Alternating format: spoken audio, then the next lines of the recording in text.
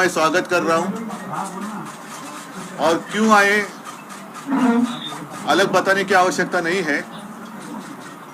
बहुत दिनों से हम मिलना चाहते थे और बीच में मैंने जैसे कहा कि पूरे देश में से जो प्रमुख नेतागण हैं वो संपर्क करना चाहते हैं, कर भी रहे हैं। मेरी बात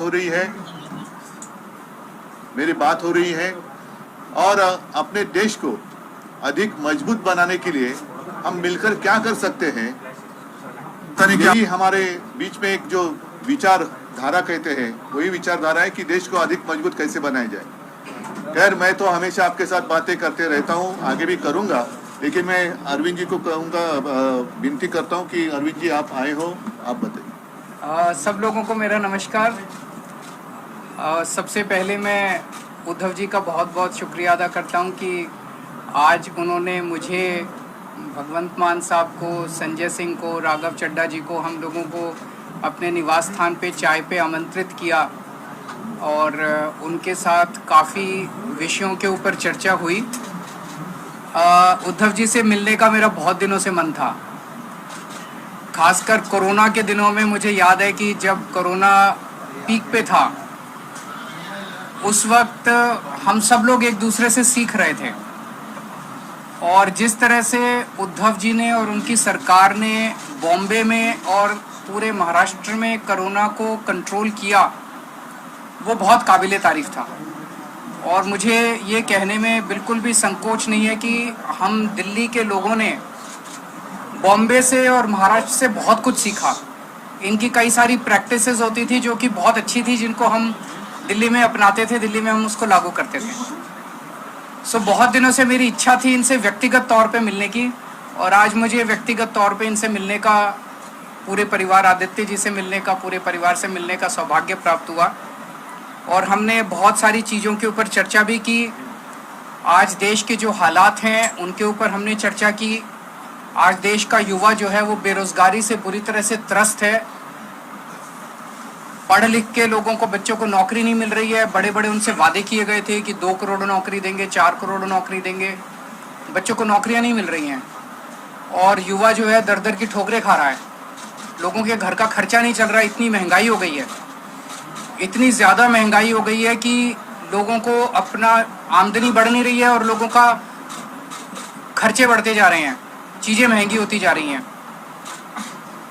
जिस तरह से मौजूदा केंद्र सरकार कुछ चंद पूंजीपतियों को फ़ायदा पहुंचाने के लिए एक तरह से पूरे देश को गिरवी रख रही हैं, सारे देश के संस्थानों को बेचती जा रही हैं। अब एक बहुत बड़ा आज सुनने में आया कि LIC जो है वो LIC भी अब धीरे धीरे घाटे में जाने लगेगा। करोड़ों करोड़ों लोग, जिन लोगों ने अपनी पूरी जमा पूंजी LIC के अंदर जमा कराई थी, उन लोगों का क्या होगा। इन कई सारे विषयों के ऊपर चर्चा हुई, देश के गंभीर हालात के ऊपर चर्चा हुई। हमारा देश तभी आगे बढ़ेगा जब हम एक दूसरे से सीखेंगे।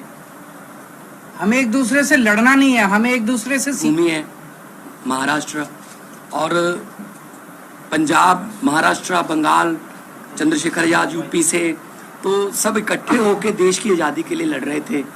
उन्होंने ये नहीं कहा था कि उनको कदाचित ये चिंता नहीं थी कि आज़ादी आएगी या ना, उनको चिंता ये थी कि आज़ादी के बाद देश कौन से हाथों में जाएगा। तो इस देश की आज़ादी बहुत महंगी मिली है, वो भीख में नहीं मिली।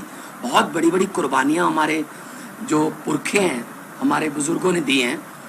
तो उस आज़ादी को कायम रखना भी हमारा फ़र्ज बनता है। वो तो अपनी कुर्बानियाँ देकर चले गए, हम उस आज़ादी को कायम रखने के लिए भी पंजाब हमेशा, हम बॉर्डर स्टेट हैं, हमारे जवान जो है सीना तान के खड़े हैं।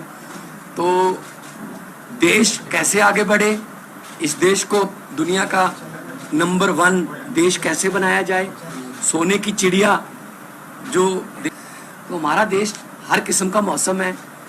हमारे पास मारूथल है, हमारे पास दरिया है, समुंदर है, कोल है, तेल है। बस सच्ची नीयत वाले लोग अगर इकट्ठे हो जाएं तो इस देश जैसा धरती पे कोई देश नहीं है। तो पूरे देश के 130 करोड़ लोगों का जो कल्याण कैसे हो, हर घर के चूल्हे को जो है वो आटा मिले, हर घर में आग जले, चूल्हे में रोजगार मिले और तरक्की हो, तंदुरुस्ती हो, इस इन मुद्दों पे बात हुई और अच्छा लगा। मैं धन्यवाद करना चाहता हूँ एक बार फिर उद्धव जी का और उनकी फैमिली का कि उन्होंने हमें यहाँ बुला के मान सम्मान दिया। आप आते रहिए। बीएमसी चुनाव को लेकर कुछ बात हुई है क्या? आपकी पार्टी की काफी तैयारी कर रही है बीएमसी चुनाव लड़ने की, इसके बीच में कुछ बात हुई है? इस देश में एक पार्टी है जो 24 घंटे चुनाव की सोचती है। हम 24 घंटे चुनाव की नहीं सोचते, हम देश की सोचते हैं। हमारे सामने देश है, हमारे सामने इस देश के बेरोजगार युवा हैं, हमारे सामने किसान हैं, हमारे सामने वो गृहिणी है जिसका पति हर महीने पैसे ला के देता है और उसका खर्चा नहीं चलता। 20 तारीख के बाद उसको पता नहीं अगले 10 दिन कैसे बीतेंगे। उन मुद्दों के ऊपर चर्चा हुई। जब चुनाव आएंगे चुनाव की भी चर्चा करेंगे।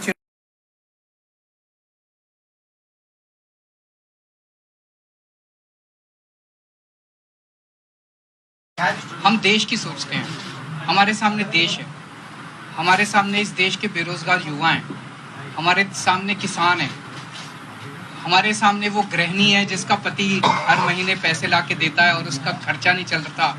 20 तारीख के बाद उसको पता नहीं अगले 10 दिन कैसे बीतेंगे।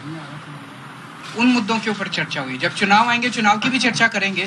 पार्टी हैं, हम चुनाव तो लड़ेंगे, उस टाइम चुनाव की भी चर्चा करेंगे, पर हम उस पार्टी की तरह 24 घंटे चुनाव की बात नहीं करते। पॉलिटिकल सिनेरियो महाराष्ट्र में चल रहा है, इसमें अप एंड डाउन हुआ है, तो किस तरह से देखेंगे? इसमें मैं एक ही चीज कहूंगा, अभी पिछले दिनों जो कुछ घटनाक्रम घटा, उद्धव जी की पार्टी की चोरी हो गई, उनका सिंबल चोरी हो गया, उनका नाम चोरी हो गया, उनका सारा जो था वो सब चोरी करके ले गए। पर मैं एक ही चीज कहना चाहता हूँ, इनके पिताजी शेर थे और ये शेर के बेटे हैं, तो पूरा महाराष्ट्र इनके साथ है। करता हूँ कि सुप्रीम कोर्ट से भी मिलेगा और मेरा अपना मानना है कि ये सारे आने वाले चुनाव जो हैं वो स्वीप करने जा रहे हैं उद्धव ठाकरे। तो सर आप क्या सोच रहे हैं कि आगे इस तरीके की खबर है स्टैंडिंग कमेटी इलेक्शन? मैं क्या बताऊं, ये तो आप उनसे पूछिए। गुंडागर्दी के सिवा उनको कुछ काम नहीं आता। अगर वो इतना देश की जिम्मेदारी उन लोगों को दी हुई है, अगर वो देश के बारे में सोचें तो देश बहुत तरक्की कर सकता है। चारों तरफ गुंडागर्दी, चारों तरफ ये, इससे देश आगे नहीं बढ़ता। हम आपस में क्यों लड़ते हैं? हम आपस में इतनी गुंडागर्दी क्यों कर रहे हैं ये लोग? भाई जब दिल्ली की जनता ने 134 सीट हमको दी, 104 सीट उनको दी, तो मेयर तो हमारा ही बनना चाहिए। 2.5 महीने से मेयर ही नहीं बनाया, डिप्टी मेयर तो हमारा बनना चाहिए, स्टैंडिंग कमेटी तो हमारी होनी चाहिए, बना ही नहीं रहे। रोज लड़ते हैं। बताओ, मेयर का चुनाव कराने के लिए अगर हमें सुप्रीम कोर्ट जाना पड़ेगा तो ये तो दुख की बात है। अरविंद जी, एक सवाल ये था कि विपक्ष के नेता लगातार आरोप कर रहे हैं कि सेंट्रल एजेंसियों का इस्तेमाल किया जा रहा है। दिल्ली का सिनेरियो, महाराष्ट्र का सिनेरियो, इस विषय पे आपकी उद्धव जी से कुछ गंभीरता से डिस्कशन हुआ है? देखिए, कायर लोग इस्तेमाल करते हैं। ईडी और सीबीआई और ये सारी एजेंसीज का इस्तेमाल कौन करता है? कायर लोग करते हैं। करने दीजिए उनको। उन्हें हमसे डर लगता तभी तो करते हैं। आपके घर ईडी नहीं आई, आपके घर सीबीआई नहीं आई, इनके घर आती है, मेरे घर आती है। परसों ये कह रहे हैं मनीष सिसोदिया को गिरफ्तार कर लें, हमें कोई फर्क नहीं पड़ता। जनता देख रही है।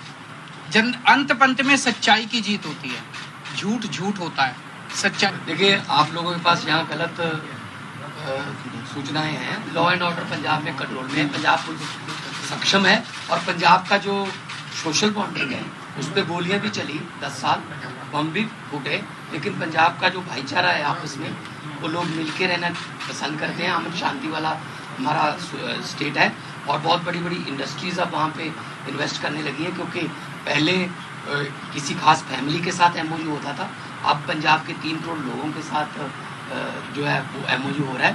पंजाब को नंबर 1 स्टेट हम बनाने में अपनी तरफ से हमारी गारंटी थी। जब अरविंद जी और हम सारी टीम चुनाव प्रचार कर रहे थे तब हम गारंटियाँ दे रहे थे, बिजली मुफ्त की गारंटी, कच्चे मुलाजिमों को पक्के करने की गारंटी, रोजगार की गारंटी। तो मैं तो मतलब यही कहूँगा कि लंबे सफ़र को मीलों में मत बांटिए, कौम को कबीलों में मत बांटिए। एक बहता दरिया है मेरा भारत देश, इसको नदियों और झीलों में मत बांटिए।